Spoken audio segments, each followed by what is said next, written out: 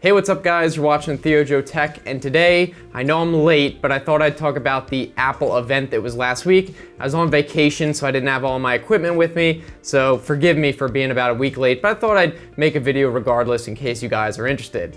Now, first we can start off talking about the Apple Watch, which does anyone really care about? I'll keep it brief. I think it's neat that they waterproofed it, and I think the Apple Watch, the new one at least, will be good for people who are very active. It'll be kind of like a Fitbit, but I don't think it's gonna be a really widely adopted gadget until they can get it to the point where it lasts all day with the screen on all day, because if you're gonna wear a watch, you want to be able to tell the time with it by glancing at it, not bringing it up like this every time. So I sometimes wear a watch, and oh my gosh, it's so I can tell the time, not just so I can have a fancy gadget on my arm. So I think that's really all there is to say about it. It's kind of cool maybe if you really need like an active wear gadget, but I think for most people, it's something to just brush off the side. Now let's move on to, of course, the iPhone 7, which I don't have to tell you has been very controversial. For the elephant in the room, removal of the headphone jack, we can just get that out of the way, which I think is really stupid, and I don't like the reason they gave. I'm not buying it. They say it's so they can get more room into it to make it thinner and fit more stuff in there, and yet the phone's not even thinner. They didn't really add any more to it. It's all incremental upgrades, so I'm really not buying it that they just took it out so they could add room for more components, because they didn't add that much stuff to it. If they are planning to add like big features next iteration in the iPhone 7s or 8, that might make sense. They don't want to just change everything in one go, but I think this is gonna not make sense to a lot of people. They're gonna be kind of shaking their heads, like, why would you do this if you didn't replace it with anything, and now you have to use an adapter? It's just a bunch of nonsense, I think. Now, Apple does, of course, know their target audience and their market, and we know that people are gonna buy this iPhone no matter what, and they already have. People don't even care about the headphone jack. They just want the new iPhone for whatever incremental features they are, maybe even if they don't even know about the new features.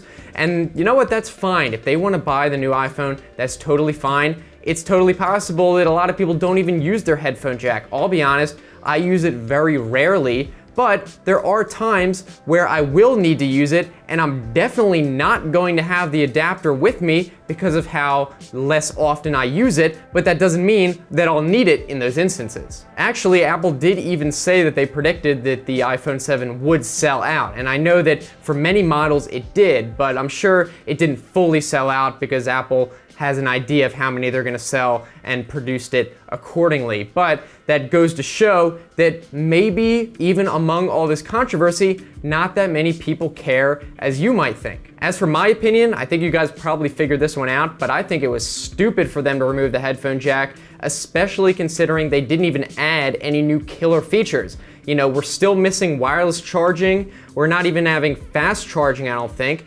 They never said anything about it, so I'm assuming it's just regular speed charging, not like Qualcomm's Quick Charge. We don't have NFC besides Apple Pay. They're just kind of crippling that.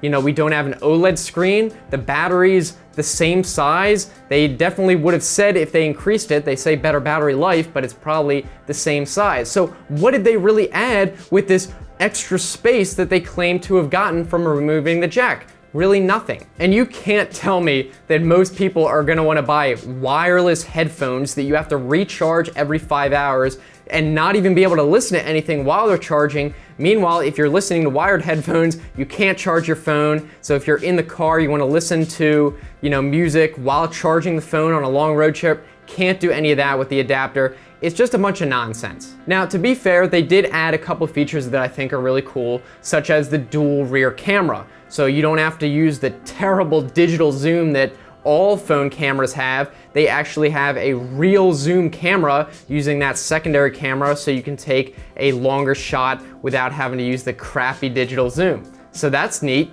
And also they have raw image capture, which is great for people who are more serious into photography and maybe they want to take photos that they plan on editing later. Raw capture is basically essential in that regard. Also, they added the haptic feedback on the home button. It's a solid state home button now, which I think if it's as good as people say it is with regards to the MacBook, that has that feature. I think that's really neat, and it might be a big improvement in regards to fixing broken home buttons, because there's really no more button to break. So I think they did add a lot of features that are pretty cool, but nothing really groundbreaking. And I think that's the problem. I think it's frustrating for a lot of people, including myself, who have been waiting for a reason maybe to switch to iPhone, and Apple just keeps dabbling out these little incremental updates instead of giving us real features. I used to have an iPhone. I've used both Android and iPhone. I actually like iOS better than Android. I think it's much more intuitive. I think it's way easier to do backup. When you go to transfer to a new phone, the backup is restored, it's streamlined, it's extremely easy. It's just something you can't really get on Android. You always seem to have to work with it a bit. So I wish that Apple would release a killer phone that just blew all the other phones out of the water. I really do, but they just don't. And some of the features that I've been waiting for are the ones that I kind of briefly mentioned before. You got wireless charging, which I use all the time, especially at night. I just want to plop down my phone. I don't want to have to be seeking for the charging cable when the lights are off and all that. Also, fast charging. You know, Apple doesn't really mention fast charging at all. Maybe they use some sort of technology, but you'd think they would talk about it if they had that. And we've had fast charging on Android phones with quick charge for years. Also, OLED screens. You know that Apple has the capability to put that in. Why haven't they? I don't know. And NFC, they definitely use it for Apple Pay. Why haven't they allowed us to use it for other features? I don't get it. There are a lot of ways you could interpret this. On one side, you could say that, yeah, Apple's just waiting until they perfect the features before they put it in. That's fair. But on the other side, you could say that Apple knows their audience so well that they know that they'll upgrade no matter what, as long as they dangle a couple new incremental features, and maybe they're playing their entire market just so they can wait and put out maybe one extra new feature for each iteration, and they're saving them just so they can play the market and get their customers to buy it each new time, taking advantage of them. I would think it's a bit of both, and of course it's speculation. I'm not saying Apple is some sort of evil company, but I would be surprised if they're not holding back features just so they can have something to give you next year. So I guess in a nutshell, my thoughts on the new iPhone and the Apple event as a whole is Apple is just really frustrating for people who really are into tech, and they're not just Apple fanboys who buy it every time. For people who want a seriously good phone, Apple is really not the way to go, it seems, and they could be, which sucks. I want Apple to release a killer phone, and they're just not doing it. So I guess that's really all I have to say. If you guys have any thoughts of your own, if you disagree with me, let me know down in the comment section. Give this video a thumbs up, and I'll probably try to do more discussions like this if you guys want them. If you have any particular ideas you want me to talk about, also let me know. You can just leave a comment down in the section below, or of course hit me up on Twitter as always. If you guys want to keep watching, I've got some other videos on the right hand side. You can just click those or look in the description for the same link, like if you're on a phone. And if you want to subscribe, I make new videos every week, a couple times a week, so it should be worth it. So as usual, thank you guys for watching. I'm looking forward to hearing from you either here in the comment section or on Twitter. So I will see you next time. Have a good one.